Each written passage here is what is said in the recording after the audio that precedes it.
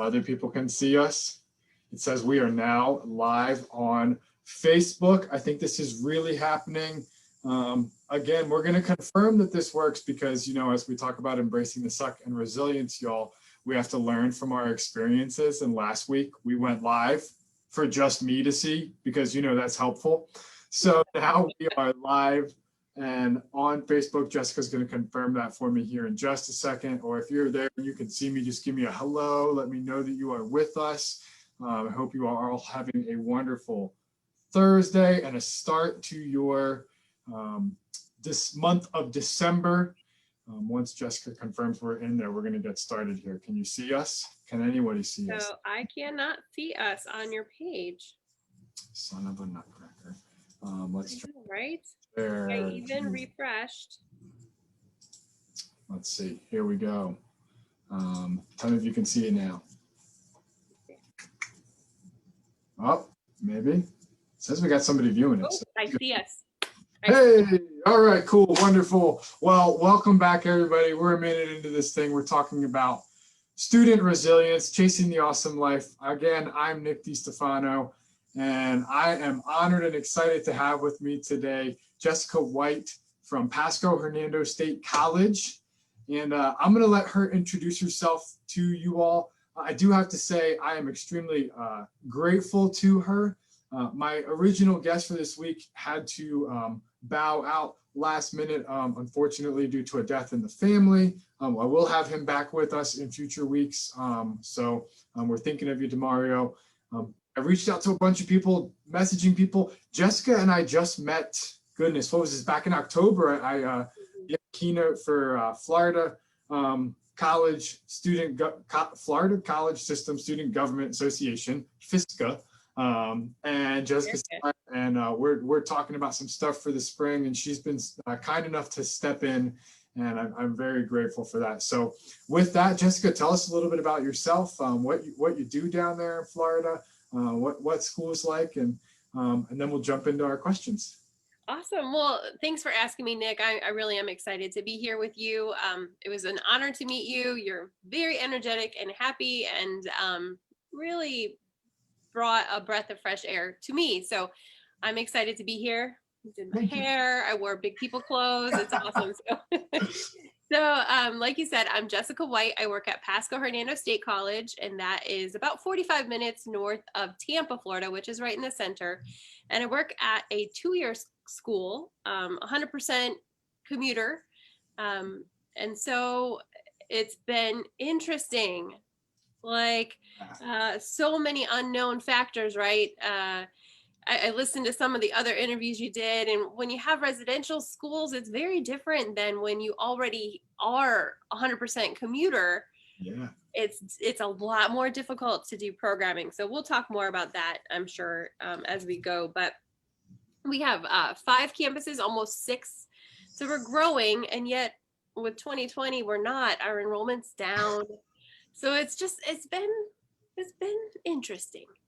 Interesting. I love it. It's, you know, it's like someone, I think Harry in one of my last things said, you know, it's been fun, right? Like we find ways to, when it's not ideal or not the way we want it, to categorize it in a way that doesn't sound as awful, right? Because I mean, let's be honest, it's kind of been sucky, right? Like it hasn't been what you wanted.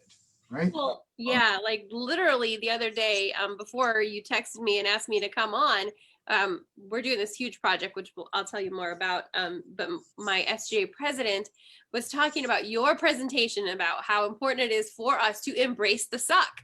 And we talked about that and how that really has been a helpful mantra in all this, because there are good things that can come from the suck.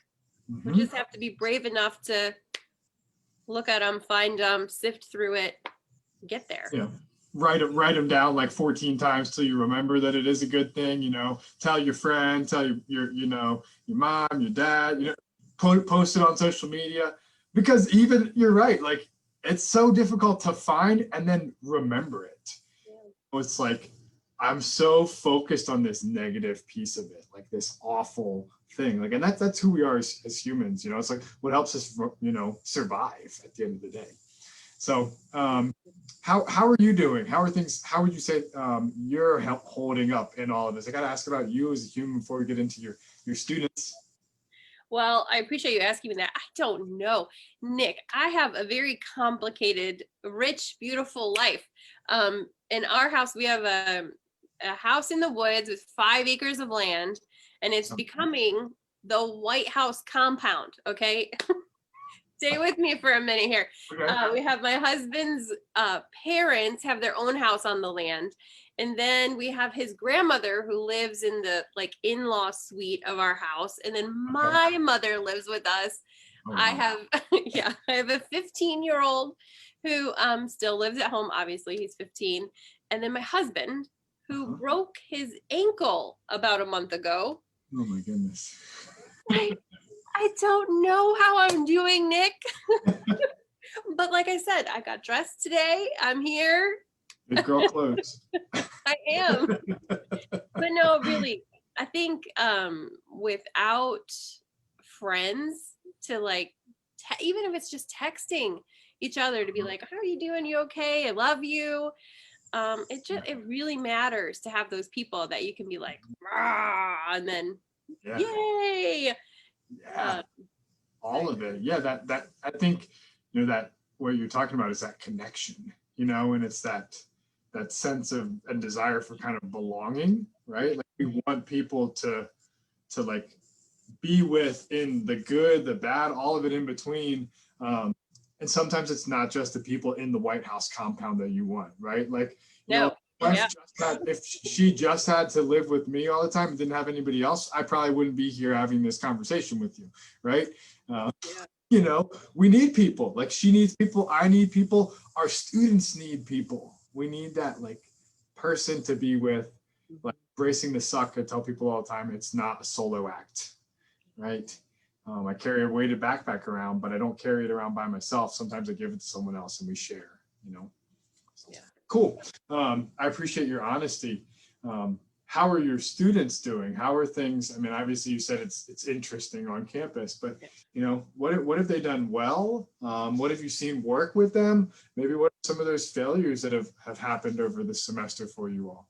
Yeah, so I think right now we're really paying the price for not having those summertime traditional trainings where we get the students together. That face-to-face bonding usually, even in pre-COVID times, got us through to exam midterms, and then things all fell apart. But so we definitely have made it that far. But I feel like we have this really amazing student life retreat that we do, and that really gets all of our campuses come together. They meet each other, they work together, we challenge them, and we're definitely missing that piece of that bonding, those pre-existing relationships that they had with each other. Because right now I feel like Brene Brown talks about the story I made up about this is, and everybody makes up, I do it, makes up a story about what happened. You fill in the blanks because we're creative by nature, but that's just a story. I mean, a lot of people don't know that I have the White House compound and my husband broke his ankle and all that stuff. And so everybody has their own bag of stuff that they're trying to work through and carry with them, like you carry your backpack. And in this environment, people don't want, it seems like people are not thinking about that as much, right? Like when you have face-to-face interaction with people, you learn more about them. But when you're on a 1-hour Zoom, the meeting, the event is over, you disconnect, you're moving to the next thing, and I think the students are really over Zoom. It's hard. It's hard to engage when they're just like on Zoom all day, Zoom to Zoom to Zoom. I think it's, as you're saying that, it makes me think about the importance of us being more intentional and more creative. I've seen some really good Zooms and I've seen some really poor ones. And I think there's also become this kind of status quo of like, we all log in and we're all here and we watch somebody speak, and that, I think that's the stuff that the students are over. I myself am over that. I don't want to sit in another Zoom meeting where we're all just sitting there and talk. Like, can we use some of these new features, and can we do a breakout room? Can we, give you 5 to 10 minutes to sit and discuss and reflect by yourself, and then we'll come back and talk. Like, let's pause. Like, we don't want to just stare at the screen the whole time. You're right. Like, we definitely tell ourselves stories. I love that you have the Brene book in the background, Dare to Lead. It's great book. But you're right. I'm guilty of that myself. And I don't know if you feel like this, but do you feel like we're doing that more now that because we're in COVID, because we're not creating those connections? I think so. It leaves so much more open for interpretation. I mean, you're not chatting with someone as you go get the mail or go to lunch, or like, I really miss lunch with my coworkers. Yeah, right. I really do. Yeah, absolutely. I think, I said this to someone yesterday. We were talking about what are the options with a department I was working with to provide some recognition for their department. And they were like, this year is just so it's so different than it was. And, I share this with people all the time, right? My son, Calvin, has autism. And I share with people all the time the importance of the Temple Grandin quote that we're different, not less. And the importance of recognizing that this year is just different. It doesn't have to be less, but it's so easy for us to focus on that less.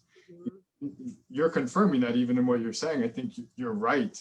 We're focused on that less piece of it, the idea that I have less interaction, I have less connection. And you're absolutely right, but it doesn't have to be that way. And I think that's the struggle, is how do we do that? How do we do that for ourselves and for our students? And what does that look like?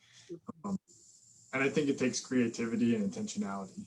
Well, and I think that for some of us, those of us who have the White House compound, you get more time with family. Yeah. You get more time with family, which is awesome. Honestly, it really is great. I mean, I'm helping my son do his schoolwork because he's doing it virtually since we have a, generational household. But I think for those students that don't have a great home life or support structure, this just strains those already difficult situations. And a lot of our students are in that spot. So, yeah.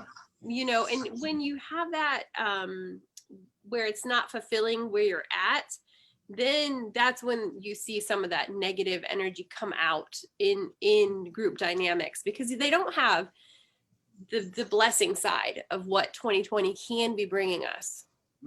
Absolutely. You're so right. And I think I need to even acknowledge for myself, even, as someone who does have that good household right now, that privilege that I have in that, I think that's important that we, as we're having those conversations with the students and we're saying, like, when we're talking about embracing the suck, right? Like, that for some of us, it's a little easier in terms of the privilege we have to embrace the suck versus others, right? Like, I don't face the same, discrimination that my Black and brown friends face. Like, that's just a reality. And I think that plays into embrace the suck. And you're right when you talk about the idea that we need to recognize that. And I think that's important to think about. When you look at 2020 and you look at your campus, what are you doing to move? This is an interesting question. And I apologize, I didn't tell you about this one in advance. So, surprise. What are you doing to move forward to 2021? Like, we've learned a lot, and I've started telling people, and this is just my reminder, like, hot take, like, y'all, 2020 isn't just going to magically stop on December 31st. This doesn't end. Just a reminder. So what are we doing to move forward? Yeah. So the really great thing about 2020 is that our team, so I have a team of 8 people here at PHSE, and we have had to learn new skills. We've had to, and we are already a very creative, outside the box, push the limit for really always want to do better than last year. We're crazy. Yeah, We're insane. that's good. You know what I'm saying? Good thing. But one of the things that we had gotten a lot of feedback from students and faculty and staff that we need to do more things, like record the things that we do, so that more people can watch it and do it instead of having to be in the physical building at the time on the day. And so this has helped us tremendously in if this is doable. Even when we are back face to face, we can still record and do Zoom and send those out to people to watch afterwards. So that is one thing we're going to carry forward Love that. for sure. But we have done some really cool things. So we've been sending out packages to students. So yeah, so at the last graduation, so what was that? May, seems like 100 years ago at this point. Those graduates, we felt especially passionate that they had missed out on this opportunity, right? And so we sent them a grad box that had a t-shirt, it had, like stickers and all kinds of like welcome to the Alumni Association kind of stuff. And then we did the same thing for brand new students in the fall. And then some of our events, we were doing painting. So on Zoom, like a painting with a twist or, paint and sip kind of thing. And so it's been a lot of fun to see the students embrace that kind of thing. It's been a lot of work putting together hundreds and thousands of packages, but it's a little insane. But it really, really cool thing when you can't be together, to at least get something from the college, I think is a really cool thing. So that's super cool. Yeah, so and I think that there's still a place for that even after in 2021. I think that we can still find ways to mail things to students because it's kind of a novelty a little bit. It is. It definitely is. That's super cool. I think even too that allows for more inclusion. 2020 has made it so that like we can include all of these different people now because there's no reason why the student who can't come to your event, for whatever the reason may be, you can't, as you've learned, if you can logistically do it for hundreds of students, why not do it for 1 or 2 or 10 or 15? And create more, we're talking about that need for connection. Let's create more connections. So maybe you've got 10 in person and 10 that are somewhere else. And that's fantastic. And now you can track it more easily too. I mean, with Zoom, once you put it out there, you can see how many people have watched it. So it's trackable. So there are a lot of good things that have come. Super cool. Yeah. I love that. Laura just said on our Facebook, she said, wait, what? It's not going to stop on January 1st? That's the truth though. I mean, how many times have you heard people say like, I'm so looking forward to 2021? Okay, why are we, I see this every year. Like people say it, every year at the end of the year, like this was such a tough year. Like I'm just ready for this year to end. I think that there's this necessity for us to embrace the suck and realize that, there's going to be tough stuff next year. Like no one's saying 2021 is going to be any better. And I mean, I don't want to be the bearer of bad news, but that's just the reality, right? Well, I think you're right. And I think actually 2021 will bring even more challenge, especially at the beginning. I mean, I know we're looking at our enrollment and hoping that it, increases. Yeah. But I mean, some students, especially students at 2-year schools, aren't necessarily fond of online education. And, even our faculty, I really feel for them. I mean, it's no fun to speak for an hour via Zoom to win, people list boxes because a lot of them, don't have a camera or don't turn on their camera. And it's not the same as in front of a classroom. And yeah, I think it's interesting. I agree. I don't think 2021 is going to all of a sudden magically be better. I think if anything, it's just going to present new challenges.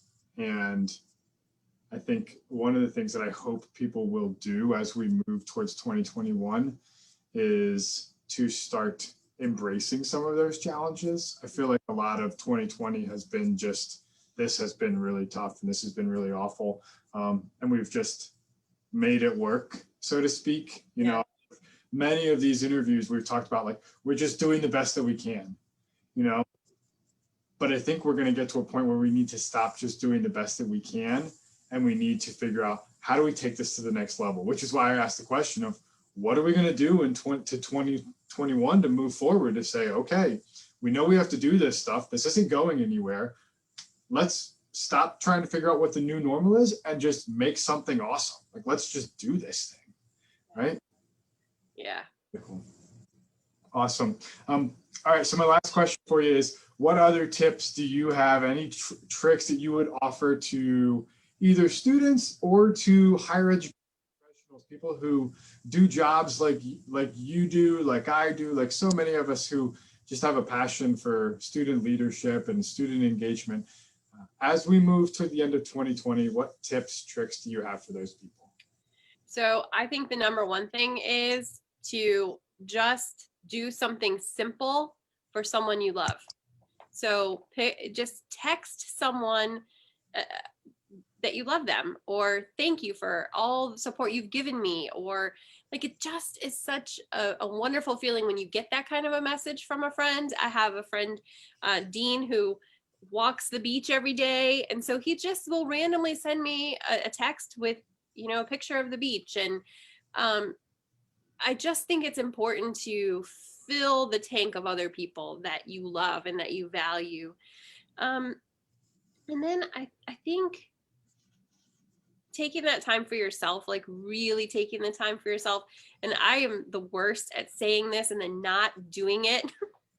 Okay, well then you're going to do it when this is done. I'm going to follow up with you and make sure you do it. Okay, deal. Okay, you got it. You know, just something, whether it's a bubble bath or, you know, a pedicure or a manicure, anything to just give yourself something that you need. Because I know for sure, this COVID era, I mean, I was really, really good at meditating, and I was going to the gym, and I was doing all these things to build this life. And then Right? I have a lot of faith that I'm going to get right back in it as soon as I can. But there's no reason why I'm not meditating. Why am I not meditating? Yeah, okay. No, you're right. It's funny you say you're talking about your ideas of things to do for yourself, and you said pedicure or bubble bath or a manicure, and I'm thinking to myself, our ideas of what we would do for ourselves are very different. I'm thinking to myself, go for a long ruck with extra weight on my back. Oh yeah, no, that. Like, you're batshit crazy, Nick. What is wrong with you? My wife just finally got me to do our first pedicure together like a month ago, and I was like, this is why you like this so much. This is amazing. It is amazing. It is not like backpacking or rucking or whatever you call that. No, not at all. But I do appreciate that you talked about it in your presentation, though, because I didn't really know what that was. So I've thought about it more since meeting you. Well, I don't know when I'll do it, but the important thing, though, is to do what, and I love that you said it, to do the thing that you need for yourself. It doesn't have to be meditating. And I find that for myself, it's helpful, and I've started suggesting this to others. Do it when you think about it in the moment, and do something rather than nothing. I often remind myself of that. So like, even just the other night, I was sitting on the couch with the kids. My wife was working on some schoolwork for her master's degree, and they're sitting there watching TV. And I was like, I'm just gonna put my phone down and just sit here and just like take some deep breaths. Like, literally, like, it was 2 minutes. I thought about it, like, okay, I'm gonna center myself right now. It doesn't. I think that's one of the things you say, like, why am I not doing this? You don't have to do it all. Like, let's do something. I think that's a reminder for everyone as well. But you're right. That time for ourselves is going to be essential as we move forward. So I appreciate you sharing that. Yeah. So. Cool. Well, y'all, thank you everyone who's joined in. If you go back and watch this afterwards, I'm Nick DiStefano. This was Jessica White from Paco Hernando State College. I appreciate you being with us. I hope you have a wonderful, awesome rest of your day. And remember, keep chasing the awesome life. Thanks, everybody.